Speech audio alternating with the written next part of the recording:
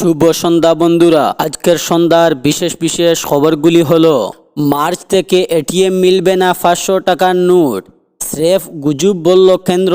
BJP বিধায়কদের বিরুদ্ধে প্রতিষ্ঠান বিরোধী ঢেউ নেই, মুখ্যমন্ত্রী ডক্টর হিমন্ত বিশ্ব শর্মা।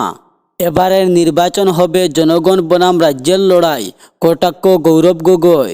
সংখ্যালঘু অধ্যুষিত কেন্দ্রগুলোতে 3-4 কোটি টাকার বিনিময়ে প্রার্থী দেবে কংগ্রেস। অগপর সঙ্গে আসন নিয়ে কোনো সমস্যা হবে না বললেন মুখ্যমন্ত্রী ডক্টর হিমন্ত বিশ্ব শর্মা। জুবিনের স্ত্রী ও উত্তরাধিকার সংরক্ষণে ট্রাস্ট গঠন পরিবারে। তাহলে বিস্তারিত খবরে যাওয়ার আগে এখনই চ্যানেলটি সাবস্ক্রাইব করুন এবং পাশে থাকা বেল আইকনটি বাজিয়ে রাখুন, যাতে সঠিক তথ্যগুলো আপনার কাছে সবার আগে পৌঁছাতে পারে।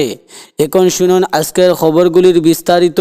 মার্চ থেকে এটিএমে মিলবে না 500 টাকার নোট, স্রেফ গুজব বলল কেন্দ্র। 500 টাকার নোট নিয়ে ফের উল্লেখ্য দেশ। দাবি করা হয়েছে চলতি বছরের মার্চ মাস থেকে আর এটিএমে মিলবে না 500 টাকার note. Modi reserve bank of India তরফে নাকি এমনই সিদ্ধান্ত নেওয়া হয়েছে। বলা হয়েছে 500 টাকার নোট ছাপানো হবে না। এমন তথ্যে সোশ্যাল মিডিয়া ছড়িয়ে পড়ার পর স্বাভাবিকভাবেই উল্লেখ ছড়িয়েছে এই ইস্যুতে। এবার মুখ খুলল তথ্য ও সম্প্রচার মন্ত্রক। প্রেস ইনফরমেশনে ব্যুরোর তরফে এই তথ্য স্পষ্ট ভাষায় খারিজ করা হয়েছে।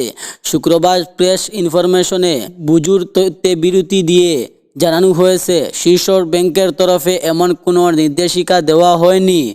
এক্স হ্যান্ডেল পিআইবি জানিয়েছে, সোশ্যাল মিডিয়ার বিভিন্ন পোস্টে দাবি করা হয়েছে রিজার্ভ ব্যাংক 2026 সালের মার্চ মাসের মধ্যে 500 টাকার নোট ছাপা বন্ধ করে দেবে।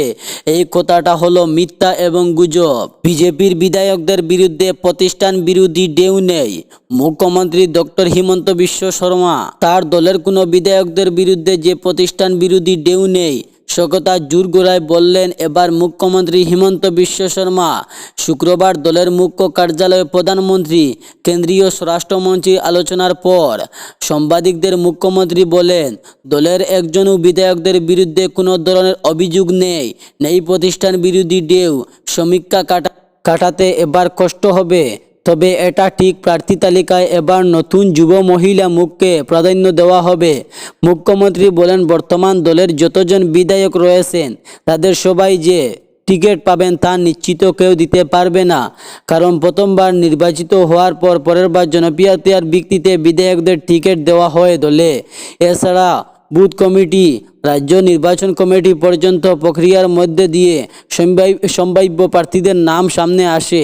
পরে রাজ্য নির্বাচন কমিটির তরফে সম্ভাব্য প্রার্থীদের তালিকা পাঠিয়ে দেওয়া হয় সংসদীয় বোর্ডের কাছে। প্রধানমন্ত্রী থেকে শুরু করে সংসদীয় বোর্ডে থাকেন দলের সর্বভারতীয় সভাপতি, কেন্দ্রীয় স্বরাষ্ট্রমন্ত্রী, কেন্দ্রীয় প্রতিরক্ষা মন্ত্রী সহ অন্যান্যরা। তারাই প্রার্থী বাছাইয়ে শেষ সিদ্ধান্ত নেন। তাই কে টিকিট পাবেন সে ব্যাপারে 2 মাস আগে বলা কঠিন। এবার নির্বাচন হবে জনগণ বনাম রাজ্যের লড়াই, কটাক্ষ গৌরব গগৈ।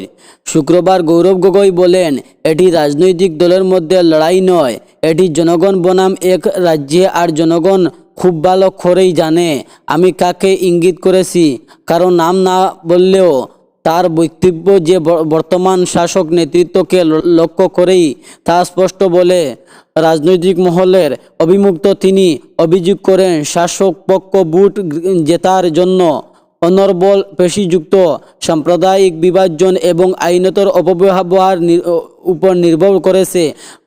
গৌরবের দাবি, এই ধরনের ভীত অপরাধ বিস্তরের রাজনীতির বিরুদ্ধে অসমের মানুষও ঐক্যবদ্ধ হবে।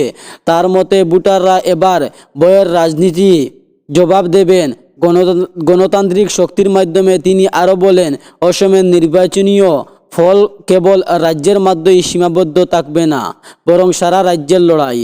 সংখ্যালঘু অধ্যুষিত কেন্দ্রগুলোতে 3-4 কোটি টাকার বিনিময়ে প্রার্থী দেবে কংগ্রেস কোটি টাকার বিনিময়ে প্রার্থী বাছাইয়ে অভিযোগ এনে ফের সরব মুখ্যমন্ত্রী হিমন্ত বিশ্ব শর্মা। শুক্রবার টেকিয়াজুলিতে দাঁড়িয়ে মুখ্যমন্ত্রী বলেন, এবার নির্বাচনে সংখ্যালঘু অধ্যুষিত কেন্দ্রগুলোতে টিকেটের বিনিময়ে প্রার্থীদের কাছ থেকে 3-4 কোটি টাকা করে নেবে কংগ্রেস। গত নির্বাচনেও মিয়া অধ্যুষিত কেন্দ্রগুলিতে প্রার্থীর কাছ থেকে কংগ্রেস কাড়ি কাড়ি টাকা নিয়েছিল। সাংবাদিকদের এদিন মুখ্যমন্ত্রী বলেন, সংখ্যালঘু অধ্যুষিত কেন্দ্রগুলিতে প্রার্থী বাছাই ঘিরে ইতিমধ্যেই কংগ্রেস দমদম শুরু হয়েছে। টিকেটের আশায় বেশ কয়েকজন সম্ভাব্য প্রার্থী অগ্রিম টাকাও দিয়েছেন।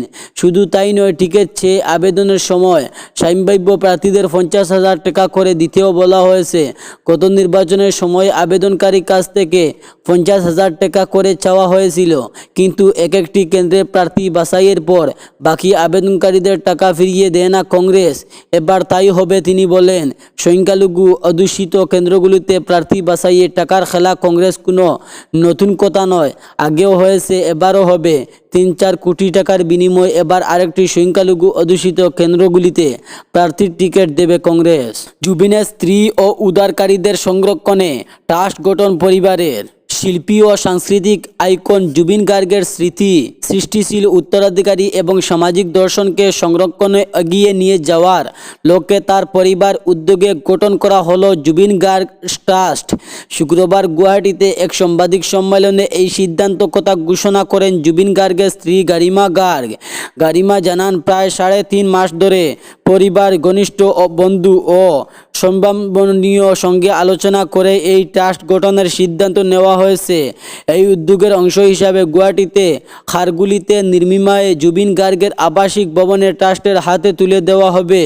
ওই বাড়িতেই ভবিষ্যতে সামাজিক সংস্কৃতি ও সৃজনশীল কর্মকাণ্ড পরিচালিত হবে বলে জানানো হয়েছে।